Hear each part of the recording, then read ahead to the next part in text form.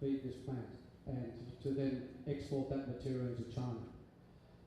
So what's happened now is, as you'll see here, this is the actual exports of laterite ore going from the Philippines and Indonesia over the last 10 years or so.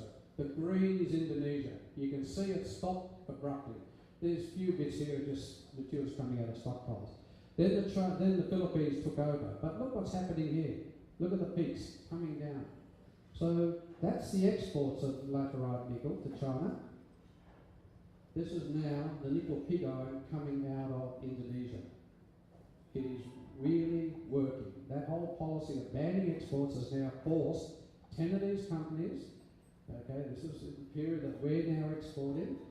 Indonesia now is ramping up its production of nickel pig iron production, all going into China. It's taking away our market, and it means less material being required from the Philippines. And that's pretty good.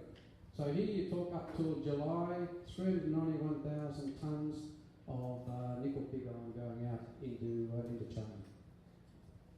So if you look at what's going to happen with Indonesia now, they've already started on that process, 10 smelters. You'll see that any growth now will all be taken up by Indonesia. The Chinese have been shown in this chart by Macquarie has been flat. I suggest it'll come down, but Indonesia has basically stolen the march on us. It's taken our cheese, it's eating our meal, whatever you want to call it. It's been successful. If you look at on the alumina side, they've got 5 alumina refineries now in the process of being built. 2 have come into operation, a smelter grade, a chemical grade and a smelter grade alumina refinery. There's another 3 being worked on now, all as a result of the ban. So that's what's happened in Indonesia. It's been a success. Yes, you always hear they're going to review it and so forth, but it has to be an act of parliament. And President Jokowi has said he won't remove the ban, but every week I hear reports about they're going to lift the ban on exports and so on. If they did that, the whole industry would revert back to what it was before. But there are real values of in-country processing. It's a lot cheaper to process in the Philippines and Indonesia than it is to take the material wet, export it to China and process it there. So let's look at what's happening in the Philippines nickel industry. Again, I apologise for some of the titles because we're seeing it now with DMCI and so on, but this just gives you a snapshot of the size of the industry here in the Philippines. There are big players like Nickel Asia and so forth. The BHPs, the Bujtor project, NONOC and so on. Just gives you a reasonable size, but indication of the size, but very little of this has been processed. So again, as per Indonesia, the story in the Philippines is exactly the same. This is the exports to the Philippines. What you see here in blue is the value added from the Taganito and Coral Bay plants, nickel HPAL plants. Again, you'll see 89% of the exports is unprocessed, and the other 11% is generating 47% of the value. Again, you can see the real difference between value-added processing versus just straight exporting. These are the plants that we've got in Coral Bay and Taganito, probably around 50,000 tonnes of nickel metal equivalent coming out as a mixed sulphide product. We don't have any ferronickel plants, and there's no policy to add value, nothing there to force the miners to add value to their products. So if I ask a question myself, we're sending all this material to China, what are they doing with it? And why can't we do the same thing? Because the Chinese are successfully processing, we can do exactly the same here in the Philippines, and we're not. And, we don't need to spend $1 billion. Some of these colours didn't come out, I must apologise. We can spend, a lot of companies won't be able to afford $1 billion, they won't be able to afford 200 million, but they certainly should be able to afford up to 20 million. And to put in a blast furnace to process either high iron or low nickel or medium grade nickel ore is pretty straightforward. Standard technology, very little risk, it can be done. So what can we do? What can we learn from what the Philippines? What can the Philippines learn from what Indonesia has done? And the policy in Indonesia is very prescriptive. And it's basically designed to circumvent a lot of the anomalies and issues that we find ourselves in today and what Indonesia found itself in the past. So what did Indonesia do? It has foreign investment rules. It does allow more than 100%, up to 100% foreign owned. It doesn't have this 60-40% rule and so on. But it says, okay, if you have a mining company that's 100% owned, you need to divest after year 5, in other words, year 6 to year 10, which is fine. If you're not processing, then you have to divest down to 49%. In other words, 51% Indonesian owned, which means dominantly not foreign owned. If you have a processing plant, you can own up to 60%. If you have an underground mine, you can have 70% ownership. So it's quite pragmatic approach. If you purchase companies, there are different levels of ownership and so on. They do have a one-stop shop, something that the Philippines is also introducing, which is the right way to go. On the fiscal incentives, they do have tax incentives. They give you 10 to 100% tax relief. They do define pioneering industries, but only one can get it, not half a dozen companies using the same technology and then all coming under the pioneering status. That's not the case. They do have a minimum investment of 100 million, and to make sure that you're honest, you have to put 10% of that into a bank, and when you've completed 30% of your project, you can start drawing that back out. So again, keeping people on the hook. It must generate high levels of employment, have high local content and so on. They have accelerated depreciation schemes, which is good. And also, if you do have more than 30% of your content in your smelter or plant is locally sourced, you get extra benefits. So that's helping associated industries in the country. So these are all things that we can learn from. And they also have special economic zones where some zones, metal industries are only allowed to be processing and so on.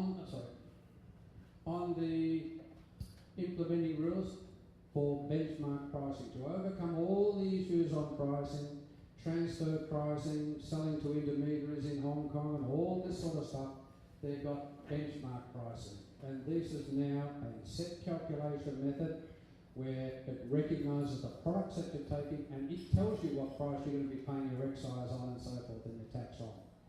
And it's reasonably fair. It's an FOB price. The reference prices they use for nickel, lead, copper, bauxite or aluminium is the LME. They use the London bullion prices for gold and silver, Asian metal prices for those. Very prescriptive. And the pricing is based on reference to the month of shipment. So if you're shipping out this month, then 2 months prior they'll start looking at the average price from day 20, 2 months prior, and up to the 19th, 1 month prior. These are all things to stop all the rorting that's been going on in the industry. And they also say you need a letter of credit. In other words, we don't want a repetition of what happened in 2008 with the global financial crisis, where a lot of the buyers didn't honour contracts and they just disappeared and the companies suffered. Some of these should be in a policy that we might have in the Philippines. And just to show you how prescriptive this is, every product that you can produce, they'll define the minimum level of grade. So if you're producing nickel metal here out of a leaching process, it has to be greater than 93%. If you're producing nickel pig iron, it has to be more than 4% nickel. So don't try to sell 3% nickel pig iron. It won't be accepted as a value-added product. You won't be able to get a license to sell it. If you want to produce mixed sulfide product, 45%, that's okay. So Taganito, Coral Bay have a grade of about 57%, they would be fine. So very, very prescriptive on all these, whether it's copper, nickel, whether it's iron ore, it tells you if you're processing it from a magnetite sand, what levels of titanium you can have and so forth. So very, very prescriptive, very difficult to get around, but keeps the companies honest. So what should we do? There are a lot of ideas we could take from Indonesia and learn from their experiences. I would suggest that by not having a policy, we're at a real disadvantage. So Indonesia's got a 5-year head start on us. You know, they've done a lot of thinking, they're putting a lot of procedures and policies and so forth, and we can certainly learn from that. Every new plant that Indonesia builds means less ore exported from the Philippines. They won't need our nickel ore if we just sit back and just wait for them to keep building electric arc furnaces, blast furnaces to feed the Chinese dragon. They won't need us.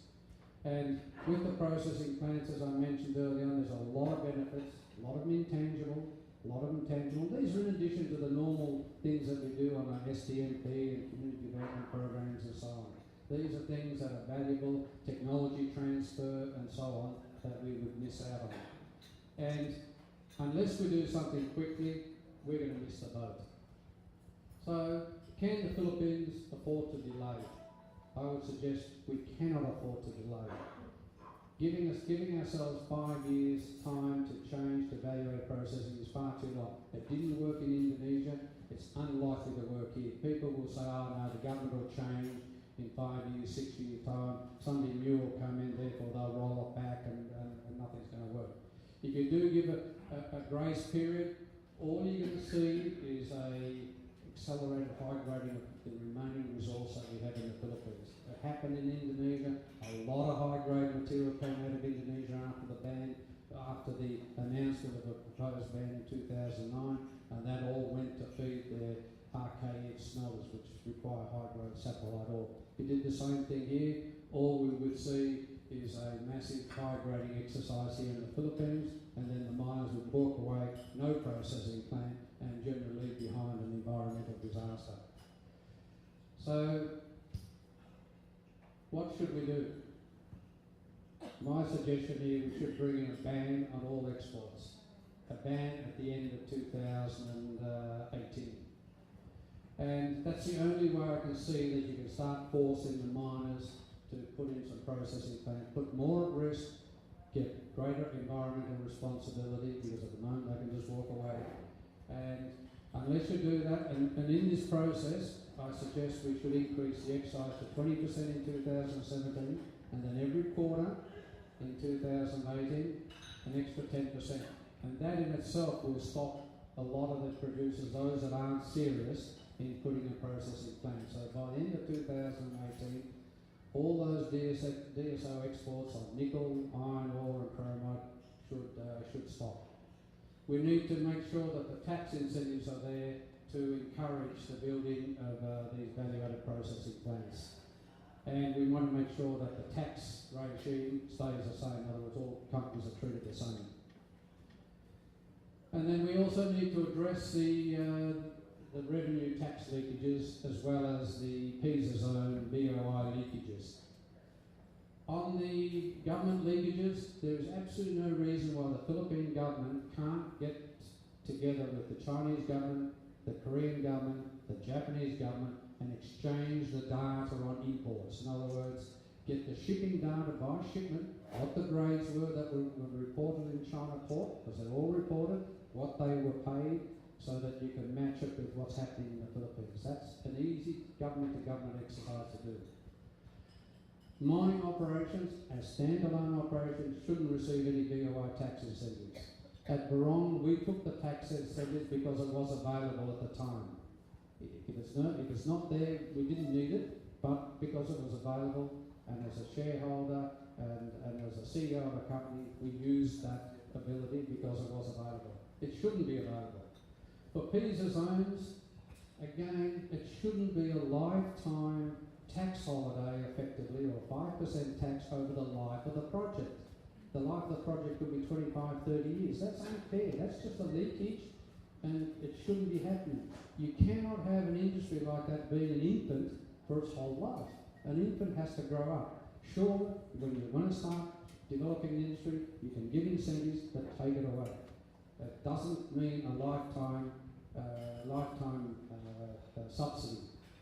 And at high metal prices, you know, they should be linked. The incentives should be linked. So when copper prices and iron ore prices were at historical highs at $10,000 a tonne for copper and $193 for iron ore, geez, all the incentives, companies were still getting the incentives. It's illogical. these are prices unprecedented in history, and they're just raking it in, and the Philippines is not getting the value of those of the metals. So if we did the right thing, again, I'm sorry the colours haven't come out too well, but all these industries we would have if we did the right thing and moved into the downstream processing. We would have industries in batteries, nickel alloys, nickel plating and so forth. So we could do it in nickel, and if we did that, we can replace a lot of this nickel pig iron that the Chinese want to continue to import the laterite ore to make the nickel pig iron in China. We could replace a lot of that. Indonesia already taking a fair share. In fact, they may take more. But if we do the right thing, we can replace a lot of that in China. In copper, we can be going into leaching, solvent extraction, slab, powders, and doing all those sort of things, and producing those sort of products. The same thing in steel. We can be producing a lot of these products ourselves, DRI, hot metal, bloom, round bars, etc. There's no reason why we can't do that. There's no reason why we can't produce chromium and nickel alloys and so forth. It's all there for us to be able to do. So the linkages are complex. Don't look at them as single issue items. We can get to the value added downstream if we do the right things. We don't have a lot of time, but I think at the end of the day, we do have a future here, and if we do the right thing, there will be a bright future for us. Thank you very much. For Q&A, the usual protocol, when you stand and ask your question, please identify yourself and your affiliation.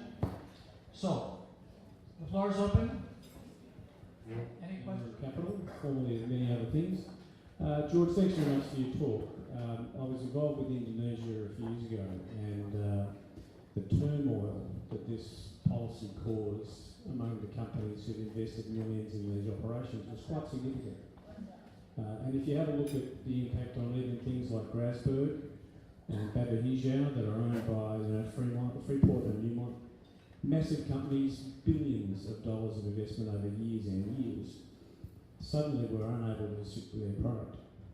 They hadn't done anything wrong. They complied with all the law in the land up to that point, had invested billions, had employed thousands, had paid lots of tax. And then all of a sudden, because of a change of government policy, they lost billions again. So the natural cause of economic outcomes is kind of ignored when you put bans on things. And I think anyone, including Barong that you're involved with, who's invested a lot of money over a long time, suddenly ends up being very short-changed. The economics of installing new smelter and processing capacity are not necessarily automatically good as well, because you're trying to replace capacity that already exists somewhere in the world that can operate at a finer margin than you can. So how in your process of evolution here does the economics get addressed? Straight gold contract, I'm not proposing any further value-added processing because those commodities already, the Philippines is already receiving a fair share. So for copper concentrate, I don't expect it to go to the next downstream process. It's more than sufficient to get 96.5% of the LME value for the contained copper, gold, and so on. So I don't agree with the Indonesian policy on companies like Grasberg, Batu, Hijau, and so forth that are producing a copper concentrate where you're getting almost the full value. So that's basically out of my whole presentation here. I'm saying leave that as it is. I'm really addressing the issue on laterite nickel, chromite, and iron ore, which are basically straight DSO products without any processing whatsoever. But yes, it did create turmoil, and a lot of companies did complain, a lot of unemployment and so forth generated, and yes, companies did invest, but I would also argue they knew in 2009 that there was going to be a ban coming in place, and they invested with that knowledge, and therefore should we be sympathetic with that? How great it will be for the Philippines in general to do the value adding and everything. Why isn't the industry just automatically doing this rather than allowing exports to happen if this is the better way to go? Well, at Barong we were trying to do that. In fact, we were trying to get hold of a blast furnace operation in China and so on. I think the easy money is too easy to get. It's too easy to under-declare. It's too easy to transfer price. and the controls are very, very lax. Like, you know, you look at the NGB records, no information about Tawi in any of these numbers, and they're being big exporters. But I would suggest it is just quick money, rip, rape and gouge, don't care about anything else. Let's get rich quickly, exactly as Bujtor said, and let's not worry about the environment. And some companies are doing the environmental issues, addressing those very, very well. Others are just a disgrace, and I would have shut them down years ago. Customers and suppliers do something that's supposed to leave the open market to redo your processing. So I don't understand, why is it so easy to roll the system of unprocessed oil as opposed to enforce the more accurate pricing and get the revenues out from processed oil? A shipload of concentrate here, you can't rort the system. It's pretty straightforward. If it's a nickel pig iron, you could actually drill into an ingot and work out, get the grade and so forth, and control it that way. For unprocessed ore, there are companies here that for the last 3 or 4 years have used exactly the same grade for every quarterly report of what the materials that they ship out. It is so easy.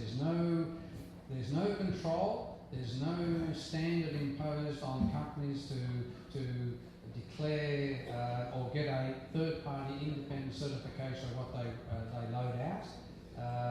It's just so. But if I may, is it not relatively easy to actually enforce that sort of sampling on the unprocessed stuff and therefore get a fair grade valuation and get the right price? Is it that difficult? No, it's not difficult, but again, it's a job for the MGB. And I don't know why the MGB hasn't twigged onto all this, because the industry knows that there's a huge amount of transfer pricing and everything going on, but the MGB hasn't reacted. I asked the same question. That's their job. They're supposed to be the policeman as well. They're supposed to be a joint venture partner, but they're not getting the benefit.